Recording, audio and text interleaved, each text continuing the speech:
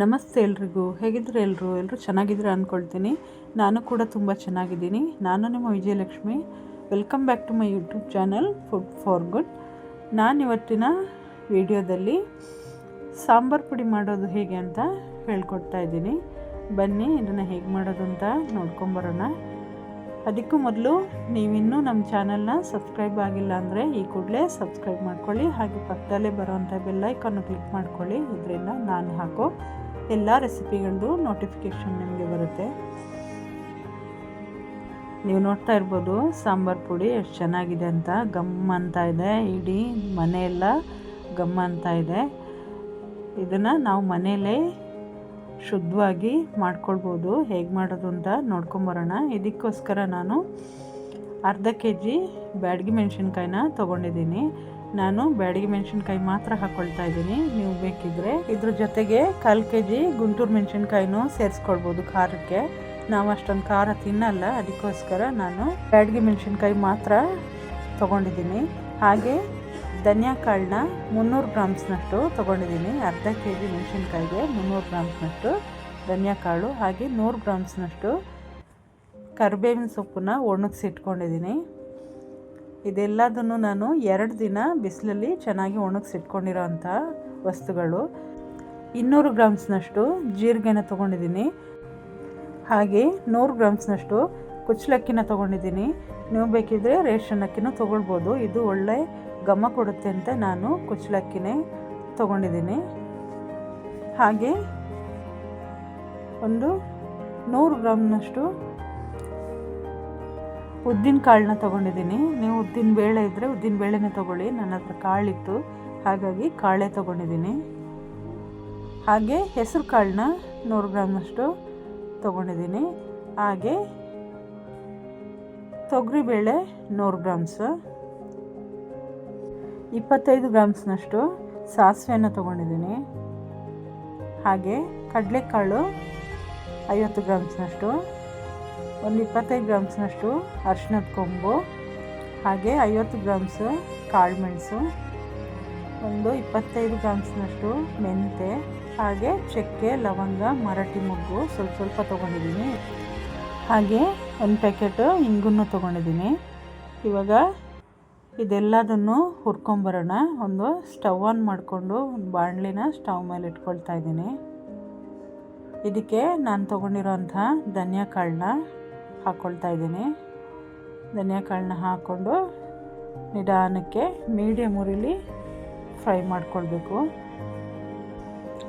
ನಿಧಾನಕ್ಕೆ ಫ್ರೈ ಮಾಡ್ಕೊಳ್ತಾ ಇರಬೇಕು. ಇದು ಒಳ್ಳೆ ಘಮ ಬರಬೇಕು, ಅಲ್ಲಿವರೆಗೂ ಫ್ರೈ ಮಾಡ್ಕೊಳ್ತಾ ಇರಬೇಕು. ಯಾವುದೇ ಕಾರಣಕ್ಕೂ ಉರಿನ ದೊಡ್ಡದಾಗಿ ಇಟ್ಕೊಳ್ಬಾರ್ದು. ಮೀಡಿಯಮ್ಮು ಅಥವಾ ಸಣ್ಣಕ್ಕೆ ಇಟ್ಕೊಂಡ್ರೂ ಪರವಾಗಿಲ್ಲ. ನಿಧಾನಕ್ಕೆ ಎಲ್ಲ ವಸ್ತುಗಳನ್ನೂ ಹುರ್ಕೊಳ್ಬೇಕು. ನಾನು ಈ ಎಲ್ಲ ಐಟಮ್ಗಳನ್ನೂ 2 ದಿನ ಚೆನ್ನಾಗಿ ಬಿಸಿಲಲ್ಲಿ ಒಣಗಿಸಿದ್ದೀನಿ. ಹಾಗಾಗಿ ನಾವು ಬಿಸಿಲಲ್ಲಿ ಒಣಗಿಸಿದ್ರೆ ನಮಗೆ ಫ್ರೈ ಮಾಡ್ಕೊಳ್ಳೋಕ್ಕೆ ಈಸಿ ಆಗುತ್ತೆ, ಬೇಗ ಫ್ರೈ ಆಗುತ್ತೆ. ಹಾಗೂ ಸಾಂಬಾರು ಪುಡಿನೂ ತುಂಬ ನುಣ್ಣಗೆ ಬರುತ್ತೆ. ಹಾಗಾಗಿ ಬಿಸಿಲಲ್ಲಿ ಒಣಗಿಸಿ ಆಮೇಲೆ ನಾವು ಫ್ರೈ ಮಾಡ್ಕೊಳ್ತಾ ಇದ್ದೀನಿ. ಇನ್ನು ಕೆಲವರು ಫ್ರೈ ಮಾಡ್ಕೊಂಡು ಆದಮೇಲೆ ಬಿಸಿಲಲ್ಲಿ ಒಣಗಿಸ್ತಾರೆ. ಅದಕ್ಕಿಂತ ಬಿಸಿಲಲ್ಲಿ ಒಣಗಿಸಿ ಆದಮೇಲೆ ಫ್ರೈ ಮಾಡಿಕೊಂಡ್ರೆ ಚೆನ್ನಾಗಿರುತ್ತೆ ಅಂತ ನನ್ನ ಪ್ರಕಾರ. ಇದು ಫ್ರೈ ಆಗಿದೆ. ಇವಾಗ ಅದನ್ನು ಒಂದು ಪಾತ್ರೆಗೆ ತೆಗೆದಿಟ್ಕೊಳ್ತಾ ಇದ್ದೀನಿ. ಹಾಗೆ ನಾನು ತೊಗೊಂಡಿರೋಂತಹ 200 ಗ್ರಾಮ್ಸ್ ಜೀರಿಗೆನೂ ಹುರ್ಕೊಳ್ತಾ ಇದ್ದೀನಿ. ಇದು ಬೇಗ ಫ್ರೈ ಆಗುತ್ತೆ ಜೀರಿಗೆ, ಹಾಗಾಗಿ ಜೀರಿಗೆನ ಮಾತ್ರ ಹಾಕ್ಕೊಂಡು ಫ್ರೈ ಮಾಡ್ಕೊಳ್ತಾ ಇದ್ದೀನಿ.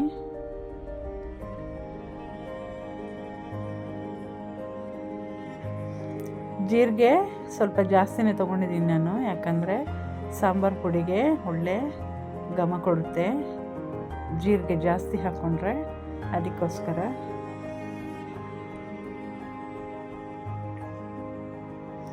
ಹೀಗೆ ಸೌಟಾಡಿಸ್ತಾ ಇರಬೇಕು, ಹಾಗೆ ಬಿಟ್ಬಿಡಬಾರ್ದು. ಇಟ್ಟು ಫ್ರೈ ಆಯಿತು, ಸಾಕು. ಇವಾಗ ಅದನ್ನು ಅದೇ ಪಾತ್ರೆಗೆ ಹಾಕ್ಕೊಂಡು ಇವಾಗ ನಾನು ತೊಗೊಂಡಿರೋಂಥ ಕುಚ್ಚಲಕ್ಕಿನ ಹಾಕ್ಕೊಳ್ತಾ ಇದ್ದೀನಿ. ಈ ಕುಚ್ಚಲಕ್ಕಿನ ನಾನು ಚೆನ್ನಾಗಿ ತೊಳೆದು ಬಿಸಿಲಲ್ಲಿ ಒಣಗಿಸಿಟ್ಕೊಂಡಿರೋ ಅಂಥದ್ದು. ಇದನ್ನು ಚೆನ್ನಾಗಿ ಫ್ರೈ ಮಾಡ್ಕೊಳ್ತೀನಿ. ಎಲ್ಲರೂ ರೇಷನ್ ಅಕ್ಕಿ ಅಥವಾ ಸೋನಾ ಮಸೂರಿ ಅಕ್ಕಿನ ಹಾಕ್ಕೊಳ್ಬೋದು ಈ ಸಾಂಬಾರು ಪುಡಿಗೆ. ನಾನು ಕುಚ್ಚಲಕ್ಕಿನೇ ಹಾಕ್ಕೊಂಡೆ, ಯಾಕೆಂದರೆ ಕುಚ್ಚಲಕ್ಕಿ ಘಮ ಸಾಂಬಾರು ಪುಡಿಗೆ ಚೆನ್ನಾಗಿರುತ್ತೆ ಅಂತ. ಇವಾಗ ನಾನು ಅದನ್ನು ಎತ್ತಿಟ್ಕೊಂಡು ಅದೇ ಬಾಣಲಿಗೆ ತೊಗರಿಬೇಳೆ, ಉದ್ದಿನಬೇಳೆ, ಕಾಳು ಮೆಣಸು, ಮೆಂತೆ ಇಷ್ಟನ್ನು ಒಂದಕ್ಕೆ ಹಾಕ್ಕೊಂಡು ಹುರ್ಕೊಳ್ತಾ ಇದ್ದೀನಿ.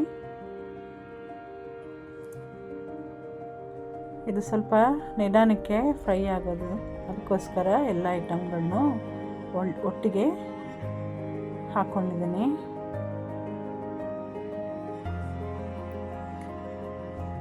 ಮೀಡಿಯಮ್ ಉರಿಲಿ ನಿಧಾನಕ್ಕೆ ಫ್ರೈ ಮಾಡ್ಕೊಳ್ತಾ ಇದ್ದೀನಿ.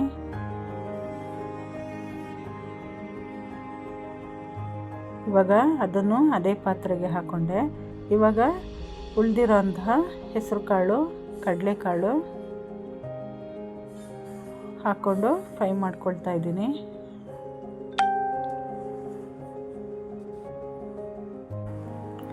ಇದು ಸ್ವಲ್ಪ ಇನ್ನೂ ಲೇಟು ಫ್ರೈ ಆಗೋದು, ಅದಕ್ಕೋಸ್ಕರ ಇದೆರಡು ಐಟಮ್ನ ಸಪ್ರೇಟಾಗಿ ಹುರ್ಕೊಳ್ತಾ ಇದ್ದೀನಿ. ಇದಕ್ಕೇ ಸಾಸಿವೆನೂ ಹಾಕ್ಕೊಂಡು ಚೆನ್ನಾಗಿ ಹುರ್ಕೊಂಡು ಇದನ್ನು ಎತ್ತಿಟ್ಕೊಳ್ತೀನಿ. ಅದಕ್ಕೂ ಮೊದಲು ನಾನು ಇದಕ್ಕೆ ಕರಿಬೇವಿನ ಸೊಪ್ಪನ್ನು ಹಾಕ್ಕೊಳ್ತಾ ಇದ್ದೀನಿ. ಕರಿಬೇವಿನ ಸೊಪ್ಪು ಚೆನ್ನಾಗಿ ಬಾಡಿಸಿದ್ದೀನಿ, ಬಿಸಿಲಲ್ಲಿಟ್ಟು ಒಣಗಿಸಿದ್ದೀನಿ. ಸ್ವಲ್ಪ ಫ್ರೈ ಆದರೆ ಸಾಕು, ಅದಕ್ಕೆ ಕೊನೆಗೆ ಹಾಕ್ಕೊಂಡೆ. ಇದ್ರ ಜೊತೆಗೆ ಒಂಚೂರು ಫ್ರೈ ಮಾಡ್ಕೊಳ್ತೀನಿ ಸಾಕು.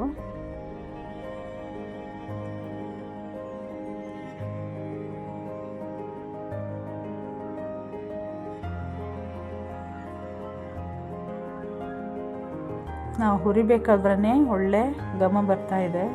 ಇನ್ನು ಸಾಂಬಾರು ಪುಡಿ ಆದಮೇಲೆ ಇನ್ನೂ ಚೆನ್ನಾಗಿರುತ್ತೆ ಸಾಂಬಾರು ಪುಡಿ ಘಮ. ನೋಡಿ ಇಷ್ಟೆಲ್ಲ ಐಟಮ್ ಹಾಕ್ಕೊಳ್ತಾ ಇದ್ದೀವಲ್ವ, ಹಾಗಾಗಿ ಸಾಂಬಾರು ಪುಡಿ ತುಂಬಾ ಚೆನ್ನಾಗಿರುತ್ತೆ. ನಾವು ಹೊರಗಡೆಯಿಂದ ತಂದರೆ ಇಷ್ಟು ನೀಟಾಗಿ, ಇಷ್ಟು ಕ್ಲೀನಾಗಿ ಯಾರೂ ಮಾಡಿಕೊಡಲ್ಲ ನಮಗೆ. ಅದಕ್ಕೋಸ್ಕರ ನಾವು ಮನೇಲೇ ಈ ಥರ ರೆಡಿ ಮಾಡ್ಕೊಳ್ಳೋದು ತುಂಬ ಒಳ್ಳೆಯದು.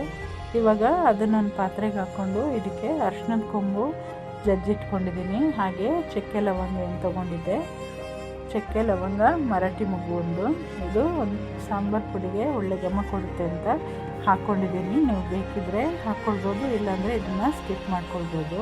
ಹೆಚ್ಚಾಗಿ ಸಾಂಬಾರು ಪುಡಿಗೆ ಹಾಕಲ್ಲ ಚಕ್ಕೆ ಲವಂಗ. ನಾನು ಒಳ್ಳೆ ಘಮ ಬರಲಿ ಸಾಂಬಾರು ಪುಡಿ ಇನ್ನೂ ಚೆನ್ನಾಗಿರುತ್ತೆ ಘಮ ಅಂತ ಸ್ವಲ್ಪ ಹಾಕ್ಕೊಂಡಿದ್ದೀನಿ ಅಷ್ಟೇ.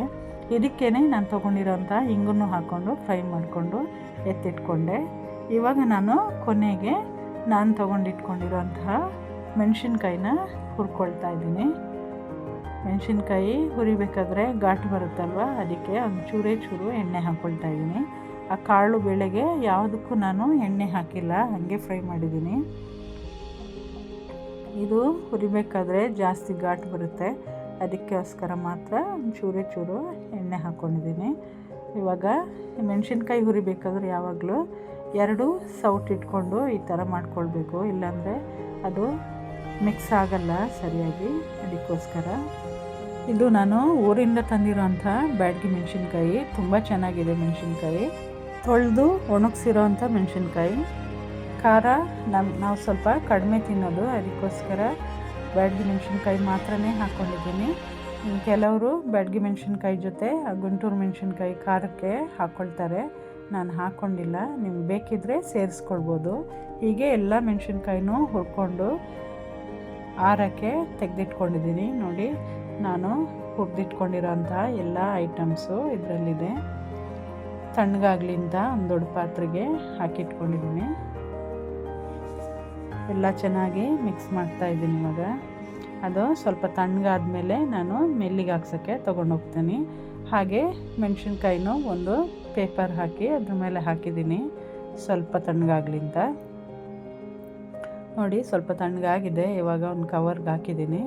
ಕವರ್ಗೆ ಹಾಕಿ ಮೆಲ್ಲಿಗೆ ಹಾಕ್ಸೋಕ್ಕೆ ತೊಗೊಂಡೋಗ್ತಾ ಇದ್ದೀನಿ. ಅದ್ರ ಜೊತೆಗೆ ನಾನು ಸ್ವಲ್ಪ ಅಕ್ಕಿನೂ ಹಿಡ್ಕೊಂಡು ಹೋಗ್ತೀನಿ. ಇದೇನಕ್ಕಂದರೆ ನಾವು ಸಾಂಬಾರು ಪುಡಿ ಮಾಡಿ ಆದಮೇಲೆ ಸಾಂಬಾರು ಪುಡಿ ಮಿಷಿನಲ್ಲಿ ಉಳಿಯುತ್ತಲ್ಲ, ಅದಕ್ಕೋಸ್ಕರ ಅದರಲ್ಲಿ ಕೊನೆಗೆ ಈ ಅಕ್ಕಿನ ಒಂದು ಸರಿ ಹಾಕಿ ತೆಗೆದ್ರೆ ಅದ್ರ ಜೊತೆ ಸಾಂಬಾರು ಪುಡಿ ಎಲ್ಲ ಬರುತ್ತೆ. ಅದಕ್ಕೆ ನೋಡಿ, ಇನ್ನೂ ಸಪ್ರೇಟಾಗಿ ಸ್ವಲ್ಪ ಮೆಣಸಿನ್ಕಾಯಿನೂ ನಾನು ಇಟ್ಕೊಂಡಿದ್ದೀನಿ, ಅದು ಮೆಣಸಿನ ಪುಡಿ ಮಾಡ್ಸೋಕ್ಕೆ. ಮಿಲ್ಗೋಗಿ ಮಾಡಿಸ್ಕೊಂಡು ಬಂದು ನೋಡಿ ಪೇಪರ್ ಹಾಕ್ಬಿಟ್ಟು ಆರಕ್ಕೆ ಸ್ವಲ್ಪ ತಣ್ಣಗಾಗಲಿ ಅಂತ ಹಾಕಿದ್ದೀನಿ. ಸಾಂಬಾರು ಪುಡಿ ನೋಡಿ ಎಷ್ಟು ಚೆನ್ನಾಗಿ ಬಂದಿದೆ ಅಂತ, ಗಮ್ ಅಂತ ಇದೆ. ಇಡೀ ಮನೆ ನಮ್ಮ ಬಿಲ್ಡಿಂಗ್ ಎಲ್ಲ ಗಮ್ ಅಂತ ಇದೆ ಸಾಂಬಾರು ಪುಡಿದು, ಅಷ್ಟು ಚೆನ್ನಾಗಿ ಬಂದಿದೆ ಸಾಂಬಾರು ಪುಡಿ. ನೀವೇ ನೋಡ್ತಾ ಇರ್ಬೋದು ಕಲರ್ ಹೆಂಗಿದೆ ಅಂತ. ಬೇಳೆ ಸಾರಿಗೆ, ತರಕಾರಿ ಸಾಂಬಾರಿಗೆ ಎಲ್ಲದಕ್ಕೂ ತುಂಬಾ ಚೆನ್ನಾಗಿರುತ್ತೆ. ಇದು ನೋಡಿ ನಾನು ತೊಗೊಂಡೋಗಿರೋ ಅಂಥ ಅಕ್ಕಿ, ಅದರಲ್ಲಿ ಸ್ವಲ್ಪ ಚೆಲ್ಲು ಐತಲ್ಲಿ ನೋಡಿ, ಇಷ್ಟು ಉಳಿದಿದೆ. ಇದರ ಜೊತೆ ಸಾಂಬಾರು ಪುಡಿ ಇರುತ್ತೆ, ಅದನ್ನು ನಾವು ಜರಡಿ ಹಿಡ್ಕೊಂಡು ತೆಕ್ಕೊಳ್ಬೇಕು. ಇದು ನೋಡಿ ನಾನು ಮೆಣಸಿನ ಪುಡಿ ಮಾಡಿಸ್ಕೊಂಬಂದಿರೋ ಅಂಥದ್ದು, ಕೆಂಪು ಎಷ್ಟು ಚೆನ್ನಾಗಿದೆ ನೋಡಿ. ನೋಡಿ ನಾನು ತೊಗೊಂಡಿರೋ ಅಂಥ ಅಕ್ಕಿ ಇದು, ಅದನ್ನು ಜರಡಿ ಇಟ್ಕೊಳ್ತಾ ಇದ್ದೀನಿ. ಅದ್ರ ಜೊತೆ ಎಷ್ಟೊಂದು ಸಾಂಬಾರು ಪುಡಿ ಇದೆ ನೋಡಿ. ನಾವು ಇದನ್ನು ಹಂಗೆ ಬಿಟ್ಟು ಬಂದರೆ ಅಷ್ಟು ಸಾಂಬಾರು ಪುಡಿ ವೇಸ್ಟ್ ಆಗೋಗುತ್ತೆ. ಈ ಟ್ರಿಕ್ಸ್ ನನಗೂ ಗೊತ್ತಿರಲಿಲ್ಲ, ಇದು ನಮ್ಮ ಪಕ್ಕದ ಮನೆ ಆಂಟಿ ಹೇಳ್ಕೊಟ್ಟಿದ್ದು ನೋಡಿ. ಸಾಂಬಾರು ಪುಡಿ ಎಲ್ಲ ಹೋಗಿ ಅಕ್ಕಿ ಮಾತ್ರ ಉಳ್ಕೊಂಡಿದೆ. ಇದನ್ನು ನಾನು ನಾಳೆ ನೀರು ದೋಸೆ ಮಾಡ್ತೀನಿ ನೆನೆಸಿಟ್ಬಿಟ್ಟು. ಸಾಂಬಾರು ಪುಡಿ ಜೊತೆ ಇರೋದ್ರಿಂದ ದೋಸೆ ಚೆನ್ನಾಗಾಗುತ್ತೆ ನೋಡಿ. ಪೂರ್ತಿ ತಣ್ಣಗಾಗಿದೆ ಸಾಂಬಾರು ಪುಡಿ. ಈಗ ನಾನು ಇದನ್ನು ಸ್ಟೋರ್ ಮಾಡಿ ಇಟ್ಕೊಳ್ತಾ ಇದ್ದೀನಿ. ಕೆಲವರು ಸ್ಟೀಲ್ ಬಾಕ್ಸಲ್ಲಿ ಸ್ಟೋರ್ ಮಾಡ್ತಾರೆ, ನನ್ನ ಹತ್ರ ಸ್ಟೀಲ್ ಬಾಕ್ಸ್ ಅಷ್ಟು ದೊಡ್ಡದಿಲ್ಲ, ಹಾಗಾಗಿ ನಾನು ಈ ಪ್ಲಾಸ್ಟಿಕ್ ಬಾಕ್ಸಲ್ಲೇ ಸ್ಟೋರ್ ಮಾಡಿ ಇಟ್ಕೊಳ್ತಾ ಇದ್ದೀನಿ. ತಣ್ಣಗಾದ್ಮೇಲೆ ಪ್ಲಾಸ್ಟಿಕ್ ಬಾಕ್ಸ್ಗೆ ಹಾಕೋದ್ರಿಂದ ಏನೂ ಪ್ರಾಬ್ಲಮ್ ಇಲ್ಲ, ಬಿಸಿ ಬಿಸಿ ಇರುವಾಗ ಹಾಕಬಾರ್ದು ಅಷ್ಟೇ. ಹಾಗಾಗಿ ಈ ಥರ ಬಾಕ್ಸಲ್ಲಿ ಮುಚ್ಚಳ ಈ ಥರ ತಿರುಗಿಸಿ ಮುಚ್ತೀವಲ್ವ, ಅಂಥ ಬಾಕ್ಸ್ಗಳಲ್ಲಿ ಗಾಳಿ ಆಡಲ್ಲ. ಸಾಂಬಾರು ಪುಡಿ ಎಷ್ಟು ಟೈಮ್ ಇಟ್ಟರು ನೀವು ಏನಾಗಲ್ಲ, ಹಾಳಾಗಲ್ಲ. ಅದಕ್ಕೋಸ್ಕರ ನಾನು ಇಂಥ ಬಾಕ್ಸಲ್ಲಿ ಸ್ಟೋರ್ ಮಾಡಿಡ್ತಾ ಇದ್ದೀನಿ.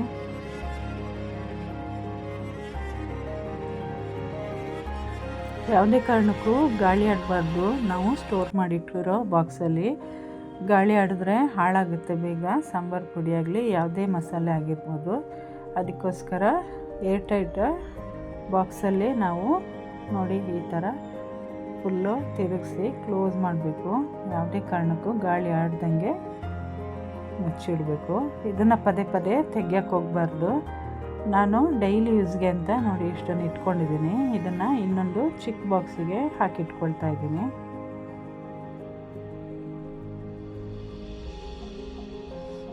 ನೋಡಿ ಇದು ಡೈಲಿ ಯೂಸ್ ಮಾಡೋ ಅಂಥದ್ದು ಬಾಕ್ಸ್. ನಾನು ಇದಕ್ಕೆ ಈ ಉಳಿದಿರೋ ಅಂಥದ್ದನ್ನು ಹಾಕಿಟ್ಕೊಳ್ತಾ ಇದ್ದೀನಿ. ನಾನು ಡೈಲಿ ಯೂಸ್ಗೆ ಇದರಿಂದ ಮಾತ್ರ ತೆಗಿತೀನಿ. ಅದು ಪೂರ್ತಿ ಖಾಲಿ ಆದಮೇಲೆ ಈ ಬಾಕ್ಸಿಂದ ತೆಗೆದು ಇದಕ್ಕೆ ಹಾಕ್ಕೊಳ್ತೀನಿ ಅಷ್ಟೇ. ನೋಡಿ ಹೇಗಿದೆ ಸಾಂಬಾರು ಪುಡಿ, ನೀವು ಖಂಡಿತ ಟ್ರೈ ಮಾಡಿ ನೋಡಿ. ಹಾಗೆ ಮೆಣಸಿನ ಪುಡಿನೂ ಈ ಥರ ಸ್ಟೋರ್ ಮಾಡಿ ಇಟ್ಕೊಂಡಿದ್ದೀನಿ ನೋಡಿ. ನಾವು ಮಾಡಿರೋಂಥ ಈ ಸಾಂಬಾರು ಪುಡಿ ತರಕಾರಿ ಸಾಂಬಾರಿಗೆ, ಬೇಳೆ ಸಾರಿಗೆ ತುಂಬ ಚೆನ್ನಾಗಿರುತ್ತೆ. ನೀವು ತೆಂಗಿನಕಾಯಿ ಅದೆಲ್ಲ ರುಬ್ಬಿ ಹಾಕಬೇಕಾಗಿಲ್ಲ, ಬೇಳೆ ಸ್ವಲ್ಪ ಜಾಸ್ತಿ ಹಾಕಿದ್ರೆ ಸಾಕು, ತುಂಬ ಚೆನ್ನಾಗಿ ಮಂದಕ್ಕೆ ಬರುತ್ತೆ ಸಾರು. ಖಂಡಿತ ನೀವು ಇದನ್ನು ಟ್ರೈ ಮಾಡಿ ನೋಡಿ. ತುಂಬ ಅಂದರೆ ತುಂಬಾ ಟೇಸ್ಟಿಯಾಗಿರುತ್ತೆ ಈ ಸಾಂಬಾರು ಪುಡಿಯಿಂದ ಮಾಡೋವಂಥ ತರಕಾರಿ ಸಾಂಬಾರು ಅಥವಾ ಬೇಳೆ ಸಾರು ಆಗಿರ್ಬೋದು. ಮದುವೆ ಫಂಕ್ಷನ್ಗಳಲ್ಲೆಲ್ಲ ನಾವು ಸಾಂಬಾರು ತಿಂತೀವಲ್ವ, ಅದೇ ಥರ ಇರುತ್ತೆ. ಖಂಡಿತ ನೀವು ಇದನ್ನು ಟ್ರೈ ಮಾಡಿ ನೋಡಿ, ಇದೇ ಥರ ಬರುತ್ತೆ ಸಾಂಬಾರು ಪುಡಿ. ನಾವು ಹೊರಗಡೆಯಿಂದ ಸಾಂಬಾರು ಪುಡಿಗಳು ಅಥವಾ ಮಸಾಲೆ ಪುಡಿಗಳು ಅಥವಾ ಮೆಣಸಿನ ಪುಡಿ ಈ ಥರ ಎಲ್ಲ ಪುಡಿಗಳನ್ನ ತಂದು ಅದರಲ್ಲಿ ಅಡುಗೆ ಮಾಡ್ಕೊಂಡು ತಿಂದು ಆರೋಗ್ಯನ ಹಾಳು ಮಾಡ್ಕೊಳ್ಳೋ ಬದಲು ನಾವೇ ಮನೇಲಿ ಈ ಥರ ಕ್ಲೀನಾಗಿ ತೊಳೆದು ಒಣಗಿಸಿ ಹುರಿದು ಮಾಡಿರೋಂಥ ಸಾಂಬಾರು ಪುಡಿಯಿಂದ ಅಡುಗೆ ಮಾಡಿ ನಮ್ಮ ಮನೆಯವ್ರಿಗೆ ಬಡಿಸಿದ್ರೆ ತುಂಬ ಚೆನ್ನಾಗಿರುತ್ತೆ. ನಮ್ಮ ಮನೆಯವ್ರ ಆರೋಗ್ಯನೂ ಚೆನ್ನಾಗಿರುತ್ತೆ, ನಮ್ಮ ಆರೋಗ್ಯನೂ ಚೆನ್ನಾಗಿರುತ್ತೆ, ಟೇಸ್ಟ್ ಕೂಡ ತುಂಬ ಚೆನ್ನಾಗಿರುತ್ತೆ. ಹಾಗಾಗಿ ಪ್ರತಿಯೊಬ್ಬರು ಇದನ್ನು ಟ್ರೈ ಮಾಡಲೇಬೇಕು. ಟ್ರೈ ಮಾಡ್ತೀರಾ? ಸಾಂಬಾರು ಪುಡಿ ಮನೇಲೇ ಮಾಡ್ತೀರಾ ಅಂತ ಅಂದ್ಕೊಳ್ತಾ ಇದ್ದೀನಿ. ಈ ವಿಡಿಯೋ ನಿಮ್ಗೆ ಇಷ್ಟ ಆಗಿದ್ದರೆ ಲೈಕ್ ಮಾಡಿ, ಕಮೆಂಟ್ ಮಾಡಿ, ಹಾಗೂ ನಿಮ್ಮ ಫ್ಯಾಮಿಲಿ ಫ್ರೆಂಡ್ಸ್ಗೂ ಶೇರ್ ಮಾಡಿ. ಹೊಸ ಹೊಸ ರೆಸಿಪಿಗಳಿಗಾಗಿ ನಮ್ಮ ಚಾನಲ್ನ ಸಬ್ಸ್ಕ್ರೈಬ್ ಮಾಡ್ಕೊಳ್ಳಿ. ಹಾಗೆ ಪಕ್ಕದಲ್ಲೇ ಬರೋಂಥ ಬೆಲ್ಲೈಕನ್ನು ಕ್ಲಿಕ್ ಮಾಡ್ಕೊಳ್ಳಿ. ಇದರಿಂದ ನಾನು ಹಾಕೋ ಎಲ್ಲ ರೆಸಿಪಿಗಳದ್ದು ನೋಟಿಫಿಕೇಷನ್ ನಿಮಗೆ ಬರುತ್ತೆ. ಇನ್ನೊಂದು ಹೊಸ ರೆಸಿಪಿ ಜೊತೆ ಸಿಗೋಣ. Thank you for watching.